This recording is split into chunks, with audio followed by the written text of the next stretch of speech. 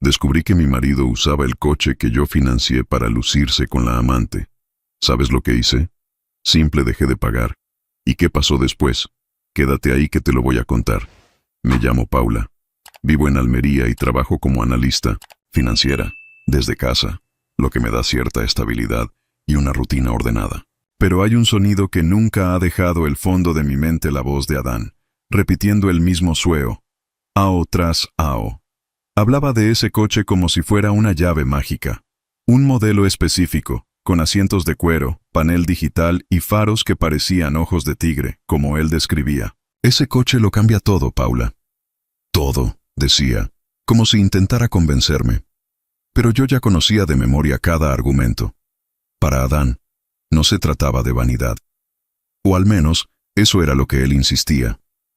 El coche de sus sueños era un puente, una vitrina. Con él, se volvería alguien más respetable en el trabajo, más notado. Cuando un cliente me ve bajando de un cochazo, me trata diferente. Me escucha de otra manera. Esto no es lujo, es posicionamiento, decía, caminando por la sala con la energía de quien cree en su propio teatro. Y yo escuchaba. Siempre escuchaba. Trabajaba en mi rincón revisando informes, controlando hojas de cálculo, mientras él pasaba con revistas abiertas mostrando el modelo del coche, videos en el celular, listas comparativas entre versiones. Una obsesión disfrazada de ambición. Por dentro me parecía innecesario. Nunca tuvimos problemas con transporte. Él usaba el coche de su padre para ir al trabajo y volvía temprano. Al principio, al menos.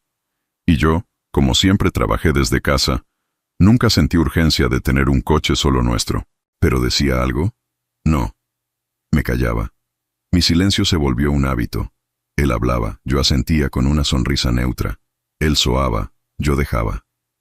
Era más fácil así. No quería peleas, ni quería parecer que estaba en contra de sus planes. Solo que, con el tiempo, su tono cambió. El deseo se volvió una especie de presión velada. Un día, en la cena, soltó entre bocado y bocado: si tuviera ese coche, ya habría conseguido esa promoción.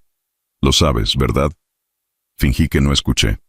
Otro día, comentó con un colega en altavoz: Paula entiende. Ella sabe que es una inversión, no un capricho. ¿Sabe? Me preguntaba. Porque nunca dije eso. Nunca estuve de acuerdo. Solo escuché. En cada conversación, el argumento se repetía con pequeñas variaciones: era el coche que abriría puertas. El coche que haría que los colegas lo miraran diferente. El coche que probaría su valor. Y siempre venía envuelto en frases como: para los dos, será bueno para nuestra imagen, esto cambia el juego, amor. Todo empezó con una notificación en el correo electrónico, justo después del almuerzo. Un título que me hizo frotarme los ojos 2 veces. Promoción confirmada, nuevo cargo, nuevo salario. Ni siquiera recordaba que la vacante aún estaba en disputa. La jefatura decía que era una reestructuración a largo plazo. Pero ahí estaba, oficial. El aumento de salario venía acompañado de un bono y la posibilidad de reevaluar mi línea de crédito personal. Fue como abrir una puerta que ni sabía que estaba cerrada.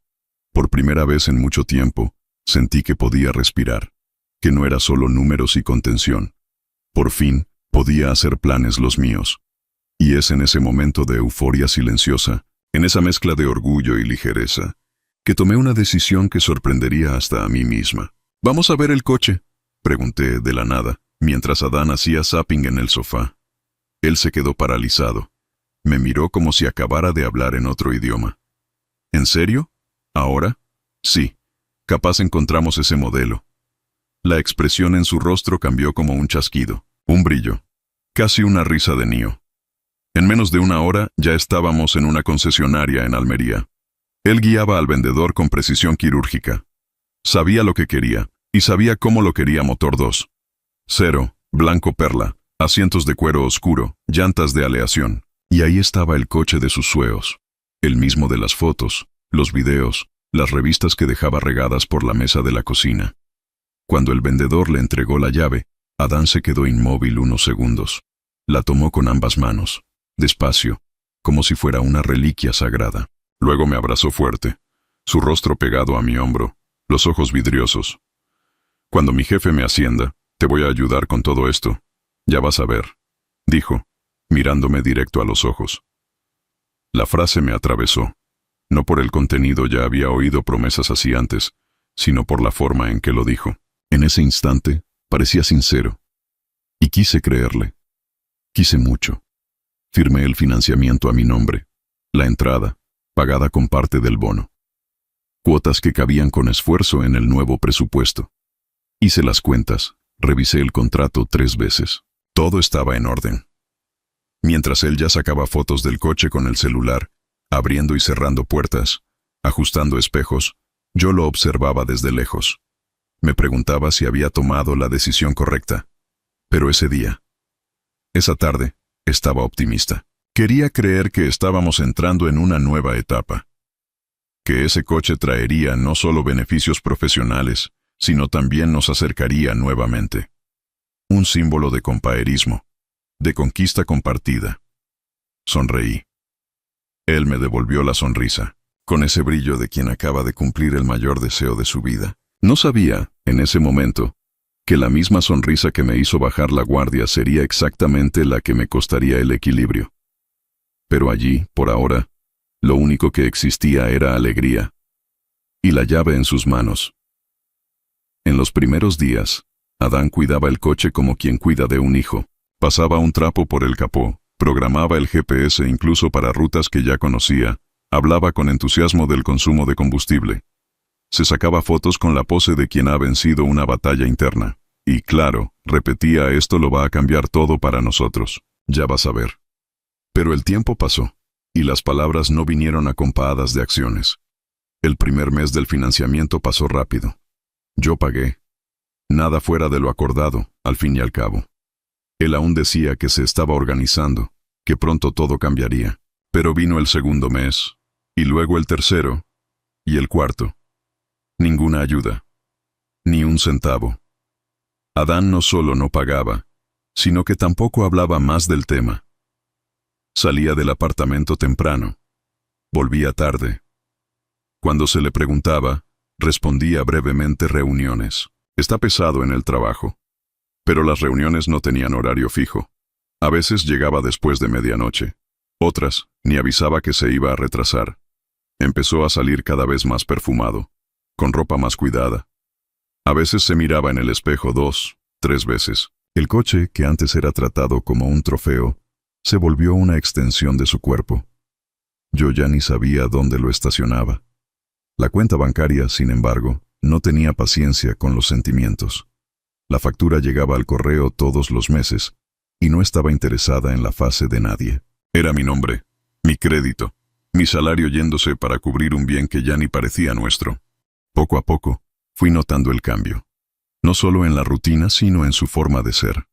Adán ya no me miraba a los ojos cuando hablaba. Cuando hablaba. A veces, ni respondía. Él no me escuchaba. No preguntaba por mi día. No me tocaba como antes. El espacio entre nosotros crecía incluso cuando estábamos sentados en el mismo sofá. Intenté iniciar conversaciones. Intenté cobrar con delicadeza, medir la temperatura de la relación con preguntas neutras, pero él esquivaba. Cambiaba de tema. Respondía con frases cortas, secas. Una noche, me arriesgué a Adán. Sobre el coche, ¿te acuerdas de lo que dijiste cuando recibiste la llave, no? Ni apartó los ojos de la pantalla del celular. Claro. Estoy intentando. Solo necesito que confíes en mí. Pero ya no parecía esfuerzo, ni siquiera una tentativa. Parecía acomodación, una certeza de que, al final, yo me haría cargo de todo. Y aún así, yo seguía ahí, equilibrándome entre las ganas de confrontar y el miedo de perder lo poco que aún pensaba que teníamos. Trataba de racionalizar. Pensaba que todo matrimonio tiene fases, que era solo una curva antes de un nuevo camino. Lo que yo no sabía, lo que la Paula de esos días no tenía cómo adivinar, era que detrás de ese silencio, de esa negligencia y frialdad, había mucho más que un hombre cansado o perdido. Había algo activo, escondido, algo que solo descubriría más adelante. Mientras yo trabajaba horas seguidas en la computadora, calculando riesgos y optimizando inversiones ajenas, Adán deslizaba por las carreteras costeras de Almería con otra mujer a su lado, una que sonreía con facilidad, que reía de los mismos chistes que un día él me contó a mí, pero que ahora sonaban ensayados. La llevaba a los miradores, a los tramos de la costa donde el mar choca con las rocas, en un contraste demasiado bonito para ser casual. Se aseguraba de elegir horarios en los que la luz diera perfectamente en el capó blanco del coche, el mismo coche que yo financiaba con mi sudor. Y lo peor, mentía sin esfuerzo. Le decía al amante que había comprado el coche con su propio dinero. Contaba historias de ascenso profesional, de sacrificios superados, de victorias merecidas. Adornaba todo con detalles inventados, clientes que elogiaban su competencia, jefes que confiaban en él, hasta una supuesta propuesta de liderazgo que, claro, nunca existió. Ella creía cada palabra, vivía encantada. Creía estar al lado de un hombre hecho de mérito, de garra, de conquistas. ¿Y él?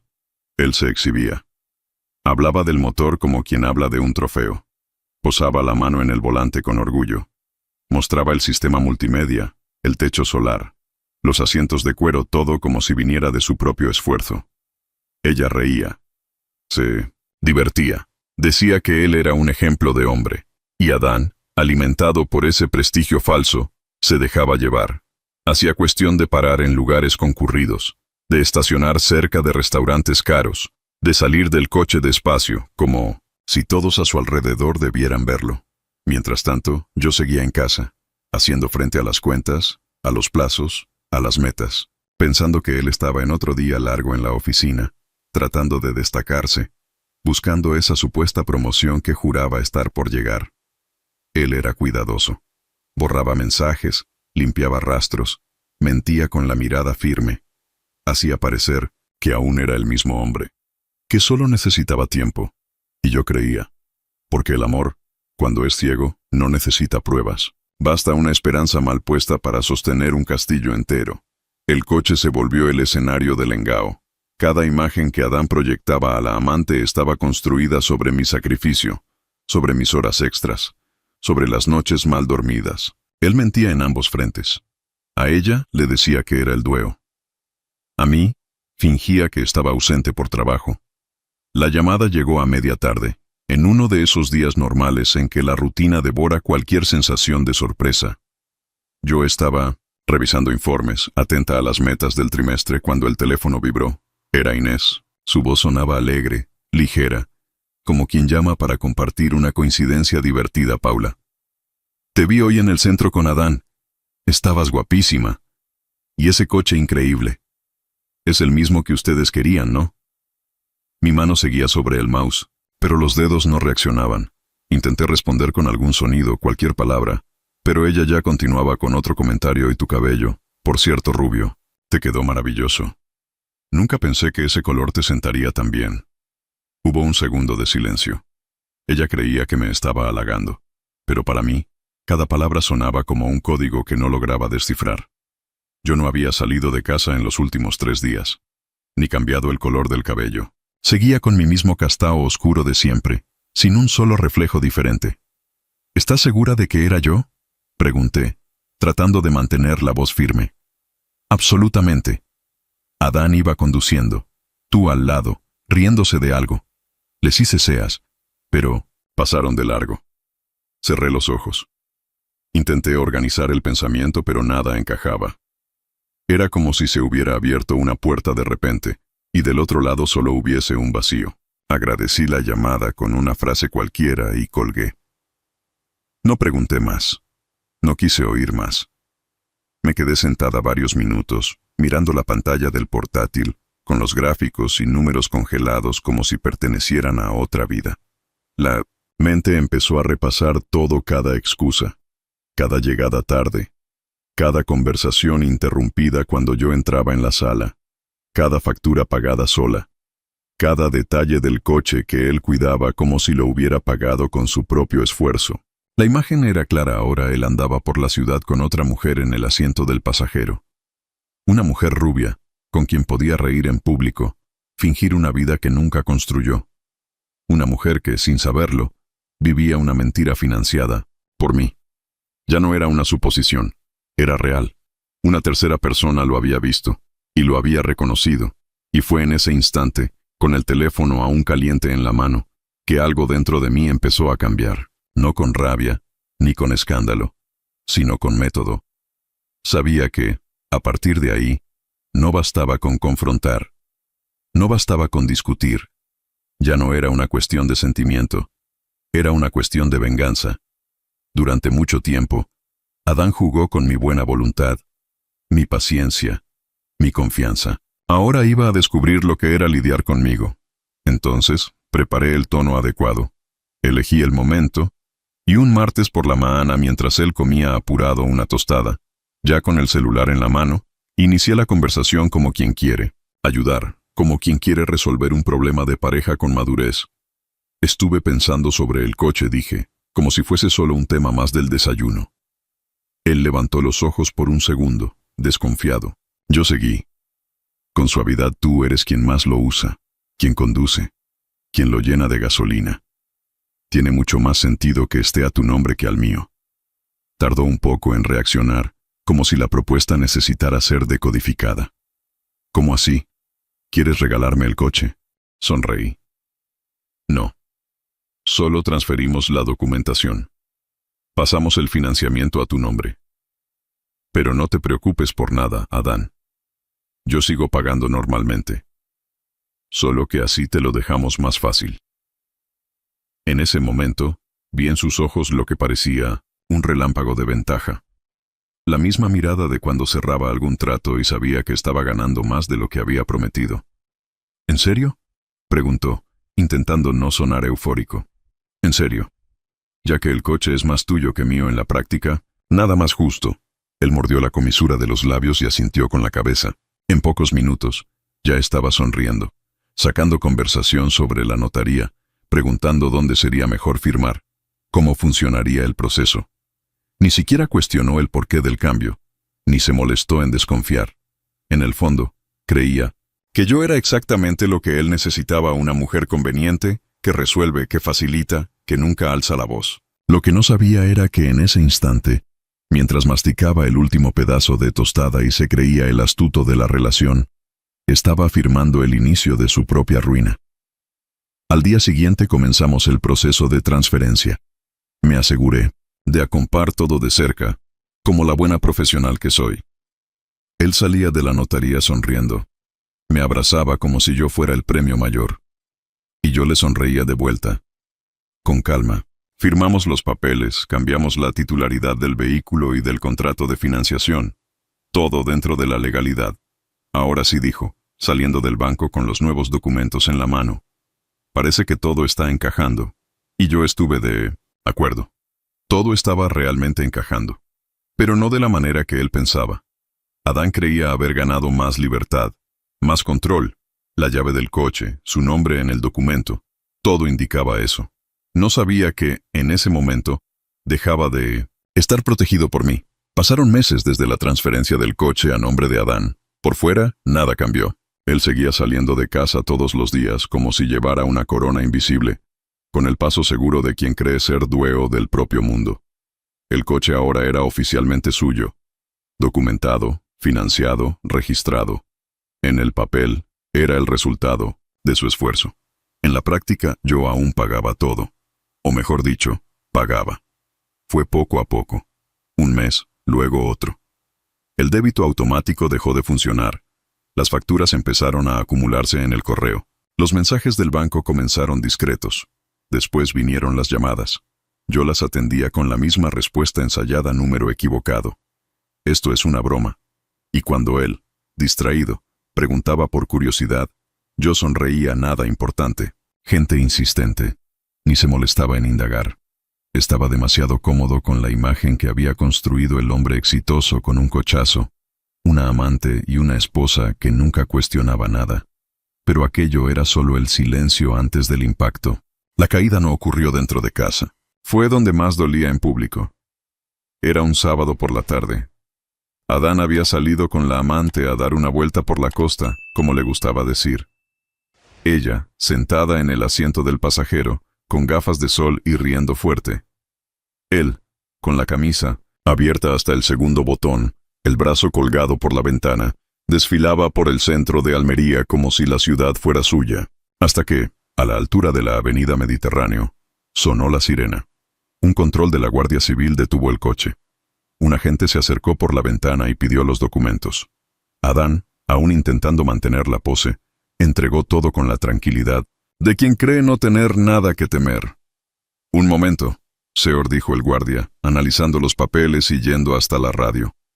La amante lo miró con las cejas levemente arqueadas. Él soltó una risa forzada, cosa de rutina. Pero el segundo guardia volvió con la noticia, en voz alta. Clara, Seor Adán, este vehículo tiene pendientes graves de financiación. Está registrado a su nombre, pero consta morosidad prolongada. Será incautado ahora. ¿Perdón? ¿Cómo? Tiene una deuda abierta. El coche será remolcado inmediatamente. Él aún intentó argumentar. Tartamudeó. Sacó el celular del bolsillo.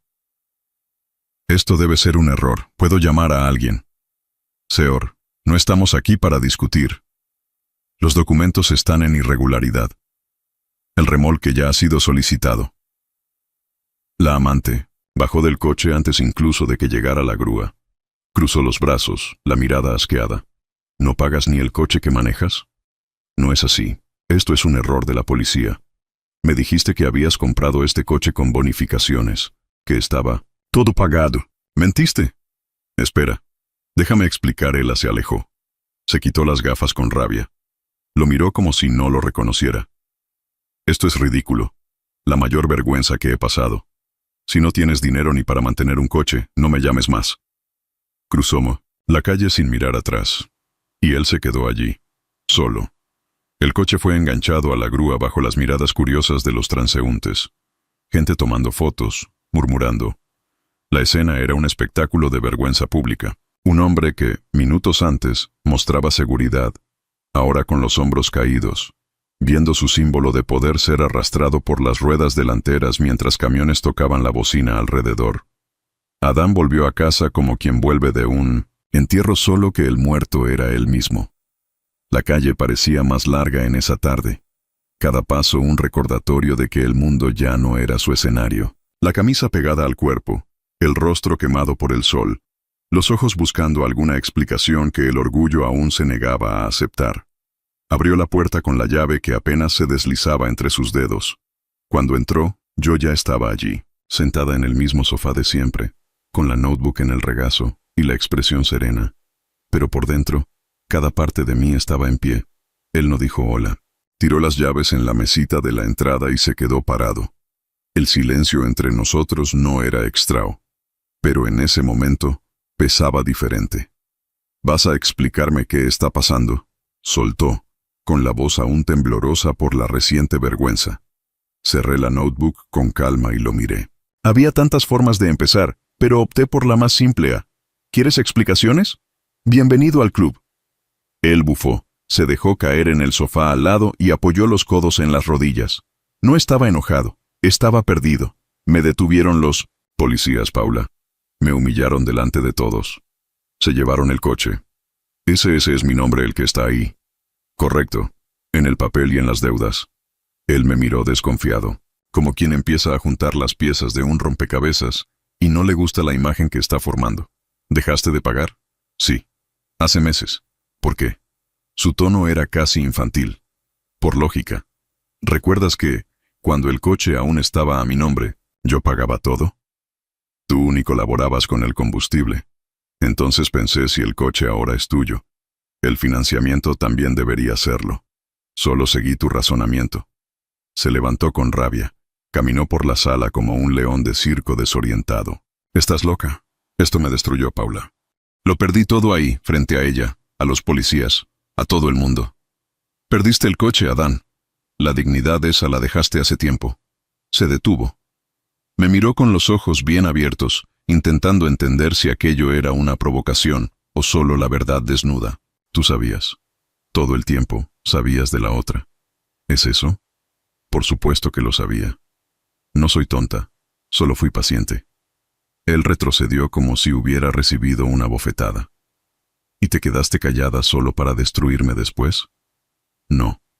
Me quedé callada, porque observé, porque calculé, porque entendí que pelear con un hombre cobarde no vale la pena. Pero dejar que él mismo cave su propia tumba, eso sí que vale. Él se desplomó en el sofá, con las manos cubriéndole el rostro. Por primera vez, Adán no parecía ni culpable ni enojado, solo exhausto. Un hombre vacío. Fui al pasillo y regresé con un sobre. Lo puse sobre la mesa de centro, entre los dos. Ahí están los papeles del divorcio. Ya firmé. No te preocupes, dejé todo legalizado. No quiero nada tuyo. Tampoco quedó mucho que querer. ¿Me estás echando ahora? Te estoy devolviendo. A la calle de donde nunca debiste haber salido. Él tomó el sobre sin fuerzas. La mano le temblaba. Lo abrió. Leyó las primeras líneas y bajó la cabeza. Paula, ¿y ahora? Crucé los brazos. Ahora te vas. Hoy. Lleva lo que quieras, pero te vas. La casa es mía. El crédito también lo era. Tú solo tuviste el privilegio de disfrutar mientras mentías. Se puso de pie, dudó, e intentó su última carta. Me equivoqué. Pero podemos arreglarlo. Tú siempre fuiste comprensiva. Tenemos historia. Historia tenemos. Pero los finales también forman parte de las buenas historias. Este es el tuyo. Fui hasta la puerta y la abrí. Anda, Adán. Ahora tienes bastante tiempo para caminar. Aprovecha y piensa en cuánto te costó ese sueo. Pasó junto a mí cabizbajo, sin dignidad, sin gritos, sin resistencia. Y eso fue lo más humillante de todo. Después de que la puerta se cerró, solo quedó el sonido de mi propia respiración. Me senté de nuevo en el sofá y dejé que el peso se soltara poco a poco.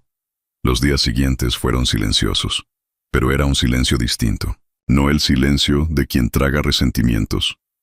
Era el silencio de quien terminó lo que necesitaba terminar.